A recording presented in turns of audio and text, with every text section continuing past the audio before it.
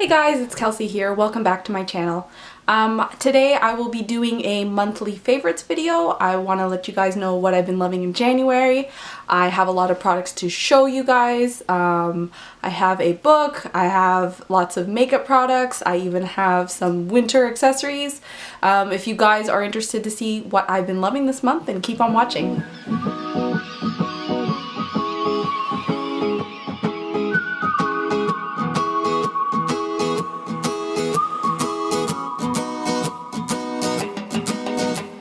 Alright, I'm going to jump right into the video. So first things first, I'm going to start off with my beauty favorites. I would have to say that the Becca Shimmering Skin Perfector would have to be my favorite, one of my favorite products this month. Basically, this product is almost perfect. You can wear it on your own, you can wear it under makeup, and it just gives you this beautiful glow.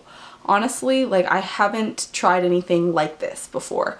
I had been watching lots of videos on yearly favorites recently and monthly favorites, and a lot of people have been mentioning illuminators, that they've been adding them to their foundation to make them look more dewy and glowy, and that's the kind of look I'm always going for. So I totally was really interested in trying something.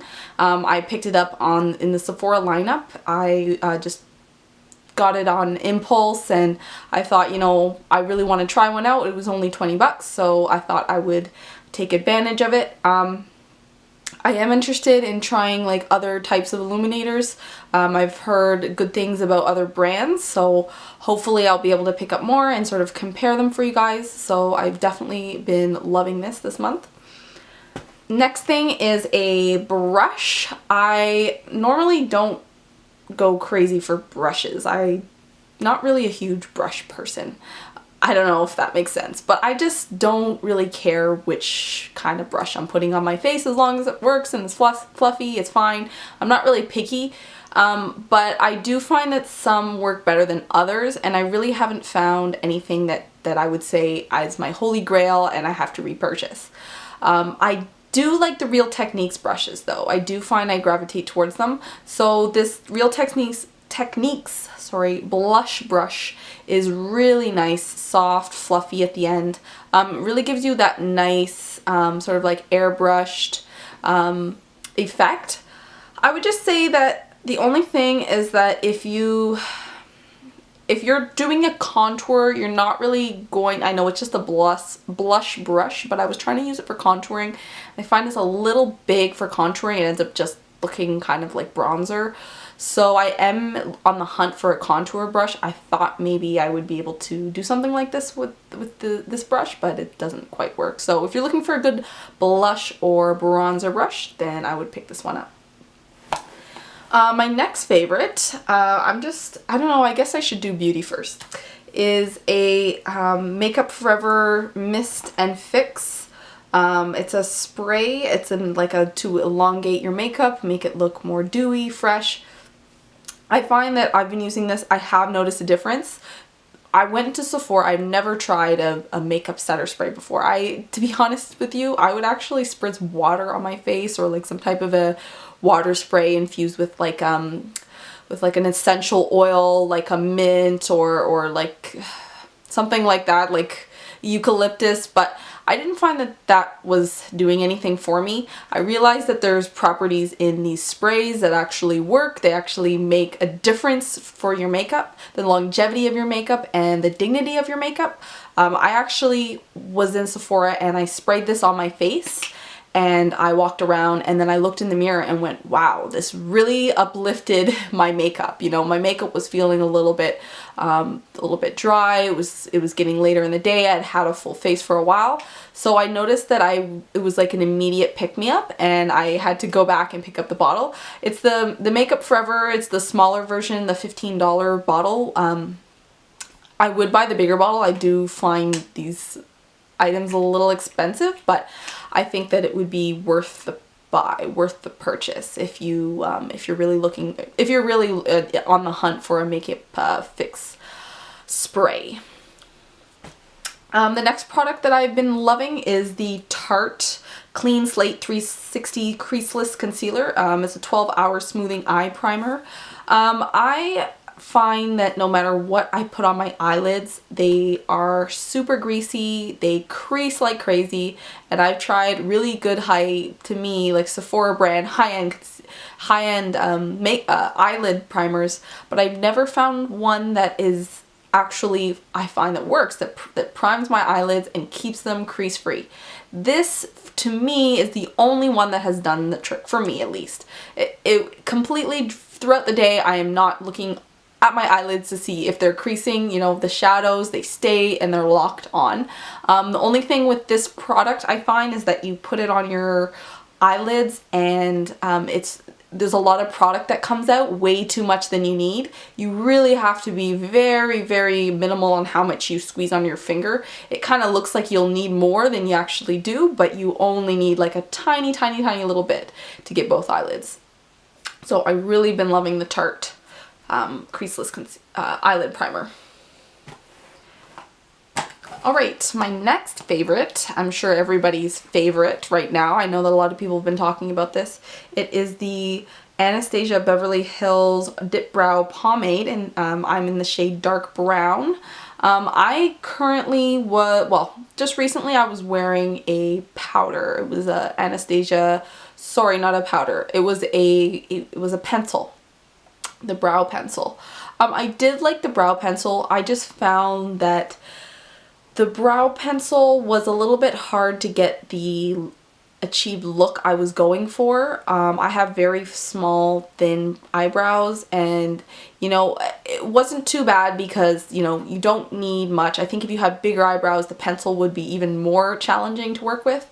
But I wanted, you know, sharper lines, and I wanted them to look a little bit more put together. I found that it was harder for me to get them looking perfect, especially, you know, my eyebrows are pretty thin and they don't have much shape to them, so I kind of have to really manipulate the shape and the look. So I found that this was the best at being flexible with my eyebrows, so I've definitely been loving that, and I recommend that, especially if you're having trouble with a brow pencil. And my next favorite is the Kat Von D Tattoo Liner. I normally don't wear liquid liner at all. I just kind of like doing an eyeshadow look, some mascara, and jumping out the door. I'm not huge on just sort of giving this dramatic wing. I love the look of it, but I've always just kind of decided to skip the step most of the time. So I wanted to try out a good one because I've never had one that I felt is easy to use, is dark enough, it doesn't dry out. So I've heard good things about it and decided to try it, and I absolutely love it. It is perfect. It makes such a nice sharp wing on my eyelid. It's dark, it's black, it's easy to apply. I am just so happy with this product. I recommend it for people that are struggling with getting that achieved wing liner with your eyeliners, because it's very challenging to get that achieved look with a ordinary liquid eyeliner or a crappy liquid eyeliner. It's best to kind of, you know, pay the money for a better product, and I totally love this tattoo liner by Kat Von D. Alright, and my next product is you know what, I'm just gonna show you my last beauty, I would say my last beauty favorite would be the Gosh Cosmetics.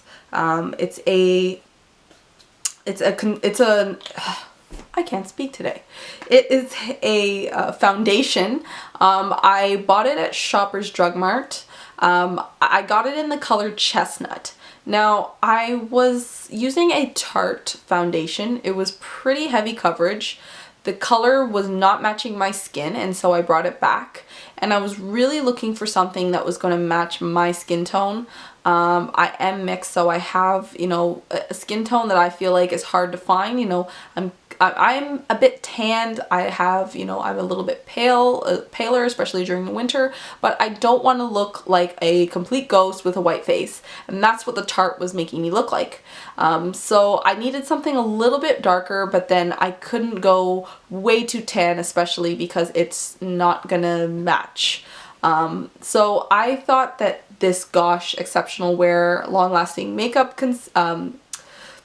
Foundation is really nice. I just apply it with a wet beauty blender and it blends really well. The color is really nice. I never heard of the color chestnut. Like, I've never found a foundation that actually works for my skin tone, so I'm really happy. I did look it up. It is cruelty free apparently, because I wanted to know before I bought it whether or not it was cruelty free, and apparently it is. It's a Swedish company. I don't know if you can get it elsewhere, but here in Canada they just sell it at Shoppers Drug Mart. So I've really been loving this. And my next product is a hand cream. It's by Mark Anthony. It is the Hydrating Coconut Oil and Shea Butter Hydrating Hand Cream. It is really nice, I find, if you are constantly applying hand cream. I've had many different types of hand creams from many different places, and you know, hand creams are kind of like, you know, a hand cream is a hand cream kind of thing, but I like that it comes in this big bottle and this easy applying tube.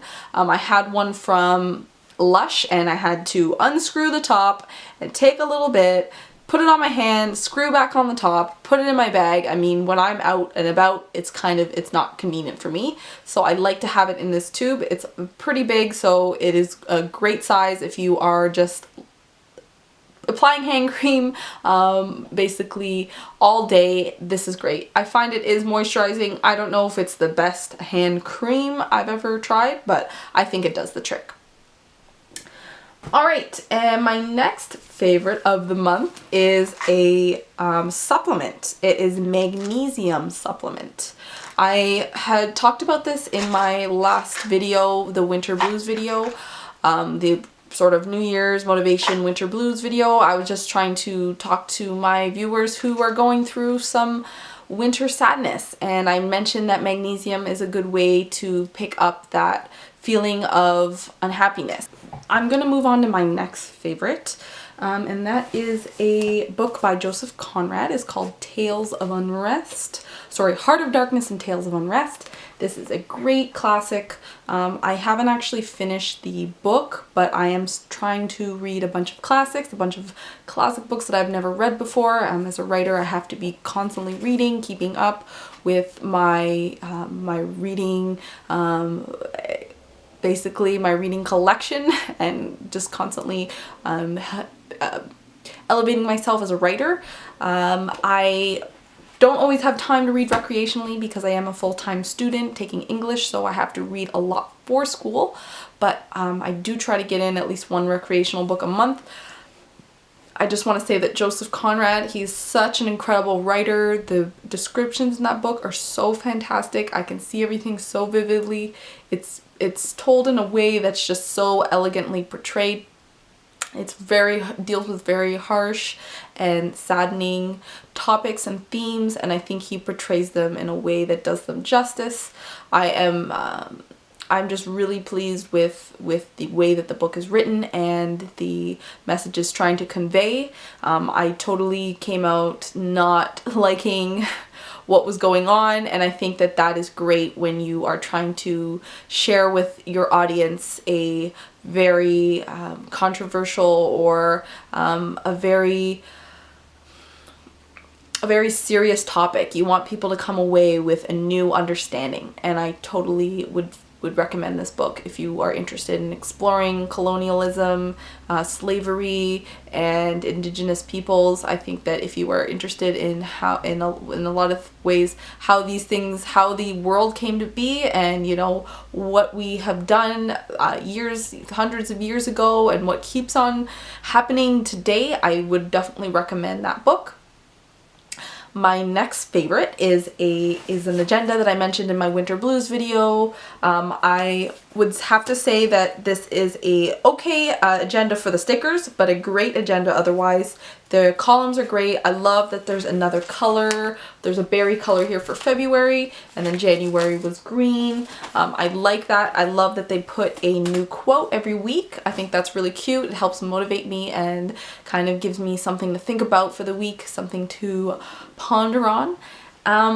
My next favorite would have to be a television series called Myth Hunters. If you guys like history, if you guys, if you like to learn about the past, you like to learn about religious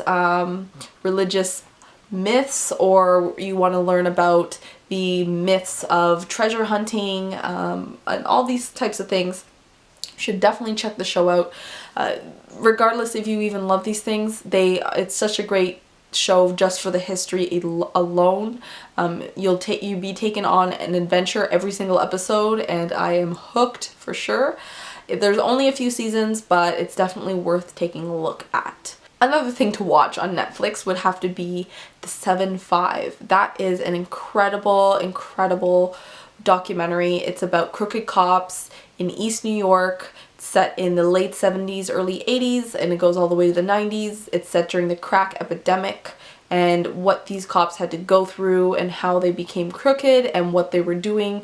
They were embezzling, they were taking bribes, they were robbing people for the mob. It was just absolutely ridiculous. You won't be able to believe these stories, and they're told by the people themselves, and I just think it was just so well done. You really got a glimpse as to what has happened, and it opens your eyes to see the corruption that goes on sometimes within a precinct, within the police force. So I would 100% recommend those 2 things to watch on Netflix. And that is all for my monthly favorites. If you guys like this video, please give it a thumbs up, and if you want to see more from me, definitely give it a thumbs up. And if you have any comments, please leave them below. Let me know what your monthly favorites are. Thank you guys so much for watching my video today. I hope you have a wonderful rest of the day. Bye.